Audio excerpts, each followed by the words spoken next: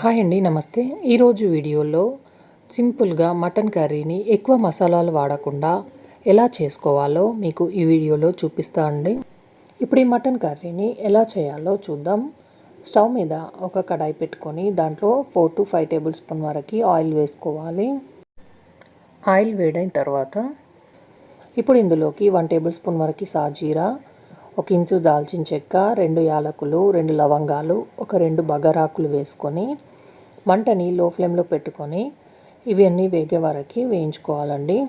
ఇవి వేగిన తర్వాత ఇప్పుడు ఇందులోకి 1 కప్పు వరకు సన్నగా కట్ చేసుకున్న ఉల్లిపాయ ముక్కల్ని వేసుకోవాలి. నేను ఇక్కడ చాలా చిన్నగా ముక్కల్ని కట్ చేసి తీసుకున్నానండి. ఒక 3-4 పచ్చిమిర్చిని సన్నగా పొడిగా కట్ చేసుకొని వేసుకొని దీంట్లో కొంచెం ఉప్పు వేసుకోవడం వల్ల ఉల్లిపాయ ముక్కలు తొందరగా వేగిపోతాయండి. మంటని మీడియం ఫ్లేమ్లో పెట్టుకొని ఒక 3-4 నిమిషాల వరకు ఉల్లిపాయ ముక్కలు ఇలా గోల్డెన్ బ్రౌన్ కలర్ వచ్చే వరకు వేయించుకోవాలి. ఉల్లిపాయ ముక్కలు వేగిన తర్వాత ఇప్పుడు ఇందులోకి 1 టేబుల్ స్పూన్ వరకు అల్లం వెల్లుల్లి పేస్ట్ వేసుకొని పచ్చివాసన పోయే వరకు కలుపుకోవాలి.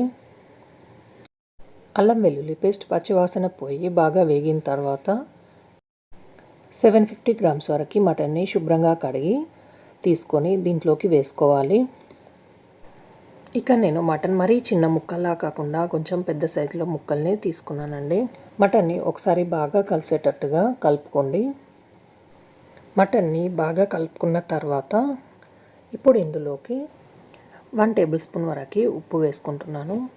మీరు రుచికి సరిపడా ఉప్పు వేసుకోండి. ఇప్పుడు ఇందులోకి 1/2 టేబుల్ స్పూన్ వరకు పసుపు వేసుకొని మటన్ ముక్కలకి పసుపు ఉప్పు బాగా కలిసేటట్టుగా కలుపుకోవాలి. ఇలా మొత్తం బాగా కలిసిన తర్వాత ఇప్పుడు దీనిపైన మూత పెట్టేసి మంటని లో ఫ్లేమ్లో పెట్టుకొని ఒక 15 నిమిషాల వరకు మటన్ని బాగా ఉడకనివ్వాలి.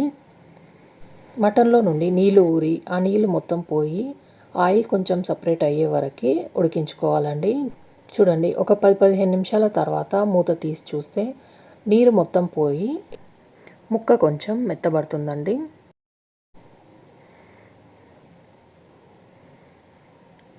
టూ టేబుల్ స్పూన్ వరకు కారం వేసుకుంటున్నాను. మీరు తినే కారాన్ని బట్టి కారం వేసుకోండి. దీంట్లోనే 2 టేబుల్ స్పూన్ వరకు ధనియాల పొడి వేసుకోవాలి. 1/2 టేబుల్ స్పూన్ జీలకర్ర పొడి వేసుకుంటున్నాను. ఇవన్నీ బాగా కలిసేటట్టుగా కలుపుకోవాలి. ఇలా కలుపుకున్న తర్వాత మంటని లో ఫ్లేమ్లో పెట్టుకొని 1 నిమిషం అలా వదిలేసి దీన్ని ఉండనివ్వాలి. ఇలా చేయడం వల్ల వేసిన మసాలాలన్నీ ముక్కకు బాగా పడతాయండి. ఇప్పుడు ఒక 1.5 గ్లాస్ వరకు వాటర్ని పోసుకుంటున్నాను. వాటర్ని కొద్దిగా ఎక్కువ యాడ్ చేసుకుంటే మటన్ ఉడికే వరకు సరిపోతుందండి. ఎందుకంటే మటన్ ఉడకడానికి మనకి టైం ఎక్కువగా పడుతుంది కాబట్టి అందుకే 1.5 గ్లాస్ వరకు వాటర్ పోసుకొని మొత్తం ఒకసారి కలుపుకుంటున్నాను. ఇప్పుడు మళ్ళీ దీనిపైన మూత పెట్టేసి మంటని లో ఫ్లేమ్లో పెట్టుకొని ఒక 15 నిమిషాల వరకు అంటే మటన్ మెత్తగా ఉడికే వరకు ఉడికించుకోవాలి. చూడండి, మూత తీసి మీకు చూపిస్తున్నాను. నేను ఇక్కడ ఒక 15 నుంచి 20 నిమిషాల వరకు మటన్ని ఉడికించుకున్నాను. చూడండి, ఆయిల్ కూడా సపరేట్ అయిపోయింది.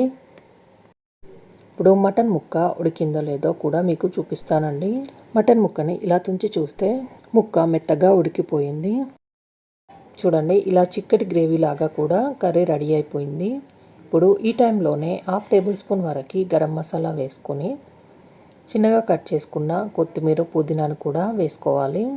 దీంట్లో పుదీనాను వేసుకోవడం వల్ల ఈ కర్రీకి మంచి టేస్ట్ వస్తుందండి. అలాగే ఫ్లేవర్ కూడా బాగుంటుంది. ఇవి వేసిన తర్వాత ఒకసారి కలుపుకొని 1 నిమిషం పాటు ఉడికించుకొని స్టవ్ ఆఫ్ చేసి దీన్ని దించేయాలి. అంతే అండి, ఎంతో రుచిగా ఉండే మటన్ కర్రీ రెడీ అయిపోయింది. మామూలుగా కుక్కర్లో చేయడం కన్నా ఇలా చేసుకుంటే మటన్ కర్రీ చాలా చాలా టేస్ట్గా ఉంటుంది. తప్పకుండా మీరు ఈ కర్రీని ట్రై చేయండి. ఈ మటన్ కర్రీని పూరీలోకైనా రోటీలోకైనా నాన్స్తోకైనా కూడా చాలా బాగుంటుందండి. వైట్ రైస్లోకి బగారా రైస్లో కూడా చాలా టేస్ట్గా ఉంటుంది. ఈ వీడియోకి లైక్ చేయండి, షేర్ చేయండి, సబ్స్క్రైబ్ చేయండి.